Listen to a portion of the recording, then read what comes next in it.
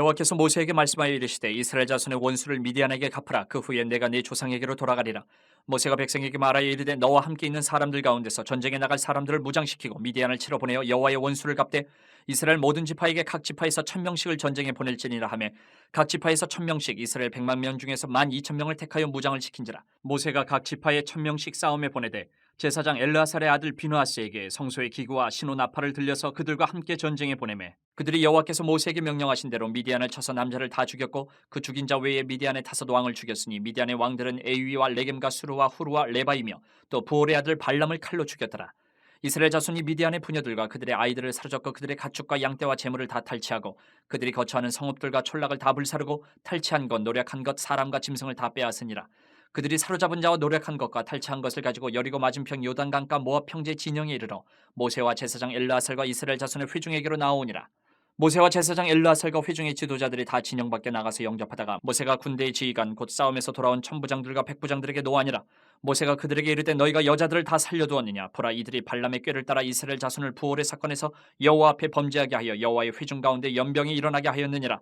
그러므로 아이들 중에서 남자는 다 죽이고 남자와 동침하여 사내를 낳는 여자도 다 죽이고 남자와 동침하지 아니하여 사내를 알지 못하는 여자들은 다 너희를 위하여 살려둘 것이니라. 너희는 이래 동안 진영 밖에 주둔하라. 누구든지 살인자나 죽임을 당한 사체를 만진 자는 셋째 날과 일곱째 날에 몸을 깨끗하게 하고 너희의 포로도 깨끗하게 할 것이며 모든 의복과 가죽으로 만든 모든 것과 염소털로 만든 모든 것과 나무로 만든 모든 것을 다 깨끗하게 할지니라. 제사장 엘르아살이 싸움에 나갔던 군인들에게 이르되 이는 여호와께서 모세에게 명령하신 율법이니라. 금은 동 철과 주석과 납 등의 불에 견딜 만한 모든 물건은 불을 지나게 하라. 그리하면 깨끗하려니와 다만 정결하게 하는 물로 그것을 깨끗하게 할 것이며 불에 견디지 못할 모든 것은 물을 지나게 할 것이니라. 너는 일곱째 날에 옷을 빨아서 깨끗하게 한 후에 진영에 들어올지니라. 미디안과의 전쟁, 하나님의 명령대로 나가서 전쟁을 치르고 또 돌아오는 여러 가지 상황들을 지금 우리가 나누어 읽었습니다. 이 가운데서 우리가 볼 것은 분명하게 드러나지 않는 죄 그리고 탐욕은 우리가 통제하기가 참 힘들다라는 것을 보게 됩니다. 자기 합리화로 죄를 그냥 덮을 수 있기 때문에 보이지 않는 것은. 이스라엘 백성은 하나님의 명령을 따라 미디안과의 전쟁에서 승리를 거두었습니다. 그럼에도 불구하고 자신과의 싸움에서 지고 말았어요. 미디안을 진멸하라고 명하신 하나님의 그 의도를 제대로 파악을 하지 못했기 때문에 오늘 이런 안타까운 결과가 나온 겁니다. 오늘 우리들에게도, 성도들에게도 보이는 전쟁뿐 아니고 보이지 않는 전쟁이 있습니다. 그게 뭐냐?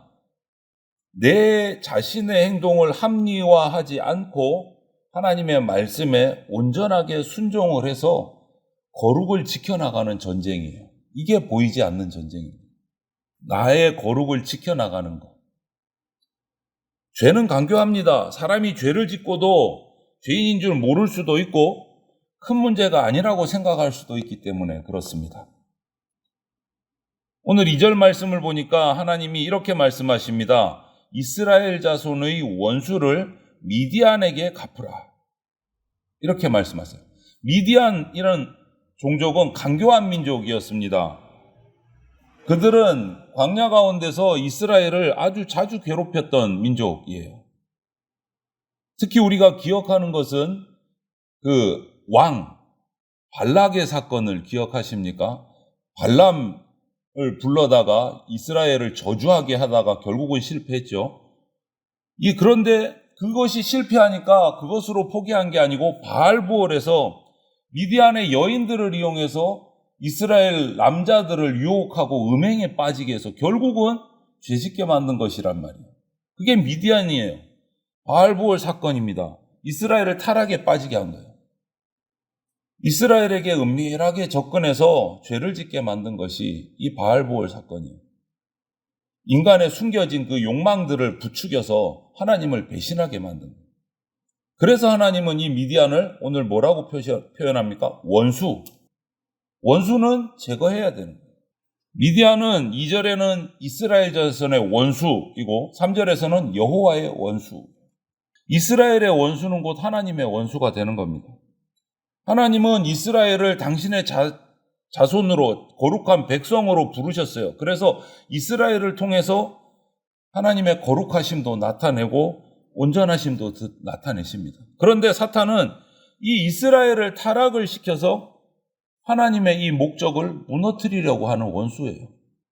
그래서 죄는 하나님과 우리 사이에서 이간질을 해서 하나님과 우리가 원수지간이 되게 만든답니다. 하지만 바울은 이렇게 표현했습니다. 하나님과 인간이 원수지간이 막 될 때, 우리가 원수되었을 때, 하나님과 인간이 원수되었을 때 그의 아들의 죽으심으로 말미암아 하나님과 화목하게 하셨다. 예수 그리스도를 보내셔서 십자가의 죽으심으로 하나님과 원수되었던 우리 인간을 다시 화목하게 만드셨습니다. 이제 하나님과 우리는 원수가 아니고 화목하게 된 거예요. 예수님의 십자가 죽으심으로. 원수가 아니고 화목하게 됐다면 우리는 하나님의 백성으로, 하나님의 자녀로 살아가야 되는 거예요. 원수가 아니기 때문에. 한 가족 되었기 때문에. 오늘 보십시오. 모세가 그 당시 지도자들, 백성 장로들과 함께 전쟁에서 승전을 하고 돌아오는 군사들을 환영하기 위해서 진영 밖으로 나가서 마중을 나갑니다. 정말 극진히 환대하는 모습이에요. 수고하고 애쓴 군사들을 향한 지도자의 마음이 드러나는 겁니다. 우리는 종종 이 교회 믿음의 공동체 안에서 수고하는 지체들이 있는데 그걸 너무 당연하게 여길 때가 있어요. 어떨 때는 별일 아닌 것처럼 맨날 하시니까 하시는 거겠지. 하지만 이런 모습들이 우리를 낙담하게 할 때가 있어요. 수고한 사람들이 존중받는 공동체가 건강한 공동체입니다. 오늘 그렇게 군사들을 환영하러 나온 모세와 지도자들이 진영 밖에서 그들을 맞이했습니다. 그런데 거기까지는 좋았어요. 정말 목숨 걸고 싸워서 승리하고 돌아오고 모세와 지도자들이 나가서 그들을 환영하고 맞이하고 거기까지는 좋았는데 진노했다고 나와요. 전쟁을 치르고 돌아오는 천부장, 백부장들, 병사들에게 모세가 진노했다. 그 이유는 뭐냐? 그 적국 미디안의 여자들을 살려서 끌고 왔기 때문에. 미디안 여자들은 조금 전에도 말씀드렸듯이 바알부올의 사건의 중심에 있는 사람들이었어요. 이스라엘을 미혹하고 음행에 빠지게 했던 중심에 미디안의 여자들이 있단 말이에요. 이스라엘에 숨겨진 죄의 실체가 그들을 이깁니다. 그 군사들은 전쟁에서 승리했으니까 관례대로 미디안 여자들을 아내로 삼거나 종으로 삼거나 이러려고 끌고 온 것 같아요. 신명기의 같은 기록을 보니까 그렇게. 그런데 이 미디안 여자들은 이스라엘을 범죄하게 한 원흉이에요. 죄의 핵심이에요. 여러분, 여기서 우리가 기억해야 될 것은 내 필요가 악을 정당화할 수 없습니다. 죄를 정당화할 수 없습니다. 필요한 그 이유 때문에 내가 이건 꼭 필요하다. 그 이유 때문에 죄를 눈감아서는 안 된다. 미디안보다 더 무서운 적은 우리 마음속에 있는 탐욕입니다. 그 탐욕 때문에 자신들을 죄짓게 하고 음행으로 빠지게 했던 여자들을 살려가지고 끌고 온 거예요. 그것을 보니 모세는 진노를 하고 명령을 내립니다. 남자아이 그리고 사내를 아는 여인들을 모두 죽여라. 좀 잔인한 것 같아요. 여기서 우리가 영적인 의미를 깨달아야 됩니다. 이들은 미디안 사내 아이고 미디안의 정체성을 가진 아이들이고 또 사내를 아는 동침한 여인들은 그 남자에게 미디안 남자들에게 종속되어 있는 존재이기 때문에 죄의 근원이 되어 모세는 이들을 제거해서 이방의 영향력이 들어오지 못하도록 차단을 합니다. 죄는 세상 문화를 통해서 우리 성도들의 삶에 흘러 들어옵니다. 알게 모르게 흘러 들어와요. 죄가 들어오기 쉬운 길목을 완전히 차단을 하는 것이 영적인 지혜입니다. 전쟁에 참여한 군인들은 또 살인을 했기 때문에 전쟁을 하면서 부정하게 돼요. 그래서 그들을 1회 동안 진영 밖에 머물러 있으라고 합니다. 바로 들어올 수가 없어요. 진영 밖에 나가서 맞이하고 진영 밖에서 1회를 정결의식을 치르고 들어오게 합니다. 셋째 날과 일곱째 날에 정결하게 하는 의식을 행합니다. 하나님이 명하시는 전쟁을 수행했는데 뭐 그렇게 까칠하게 하냐? 예외조항을 삼아서 하나님을 위해서 싸웠으니까 그냥 진영 안에 바로 들어오게 하자. 이렇게 할 수도 있어요. 나쁜 일을 한 것도 아니고 하나님이 전쟁을 나가라고 하셔서 전쟁에 나가서 승리하고 돌아왔는데 뭐 또 7일이나 밖에 있어야 되느냐? 불만이 있을 수도 있을 겁니다. 하지만 그렇게 하면 이스라엘 전체가 부정에 빠진다. 죄라는 것이 시커매서 죄가 아닌 거예요. 종종 배려, 관용, 여기에 숨어서 들어오는 것이 죄가 있다는 거예요. 배려와 관용 때문에 은밀하게 합리적으로 우리 영혼을 파괴시키는 경우가 있다는 거예요. 말씀에 철저하게 순종하지 않으면 이렇게 보이지 않는 전쟁에서 우리는 승리할 수가 없습니다. 그리고 오늘 보십시오. 전리품도 깨끗해야 돼요. 전리품도. 싸움을 이기고 들어오는 군사뿐만 아니고 그들이 거두어서 들고 들어온 전리품도 깨끗해야 됩니다. 불에 타는 것은 정결한 물로 씻고 불에 타지 않는 것은 불을 지나게 해서 깨끗하게 해야 돼요. 불이나 물을 지나게 한다 안 하는 것은 죽음을 의미하고 소멸을 의미합니다. 죽음으로 다시 새롭게 태어난다는 거예요. 우리의 모든 삶은 새롭게 태어나야 됩니다. 그래서 우리는 예수 믿고 거듭나야 된다라고 말하잖아요. 거듭나야 된다. 새로 태어나야 된다. 세상을 바라보는 마음이 새로워지려면 거듭나야 돼요. 거듭나야 돼요.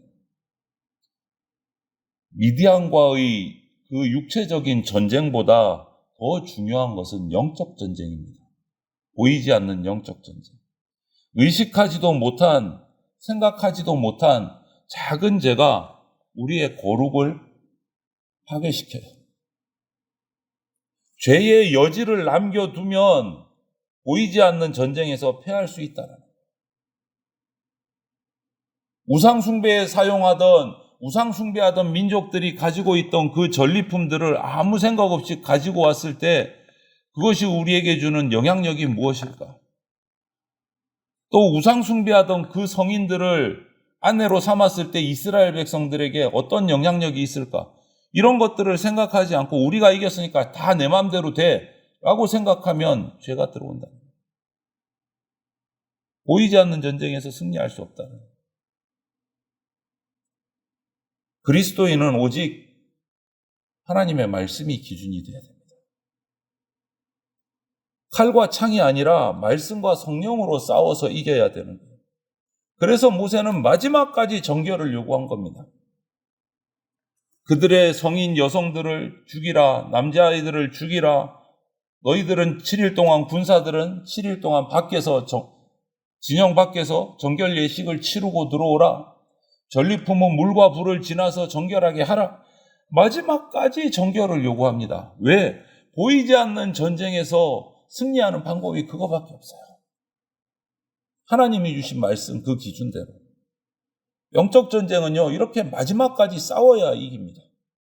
대충 한번 하고 말고 이게 아니다. 거기다가 또 있습니다. 미디안 정복 전쟁에서 승리해서 그냥 오면 돼요. 전리품 걷어서 오면 돼요. 그런데 오늘 기록을 보면 어떻게 합니까? 그들이 살던 성읍, 촐라까지 완전히 다 불살라서 없애버립니다. 살던 지역을 완전히 불살라서 없애버려요. 그렇게까지 할 필요 있나? 그냥 들어가면 끝인데, 그래가지고 요단강 건너서 가나안 땅 들어가면 끝인데? 아니요. 광야 생활에 지친 이스라엘 백성들이 그 집을 보고 그 평안한 땅을 보면 살고 싶어 하는 거예요.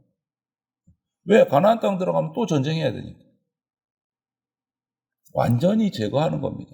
죄의 싹슨. 그래야 하나님의 약속을 바라볼 수 있기 때문에. 죄는 여지를 남겨두면 안 됩니다.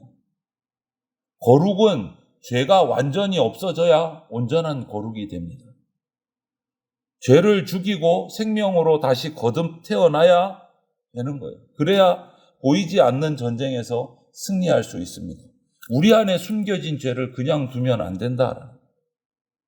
바울의 고백처럼 성도는 날마다 죽어야 산다.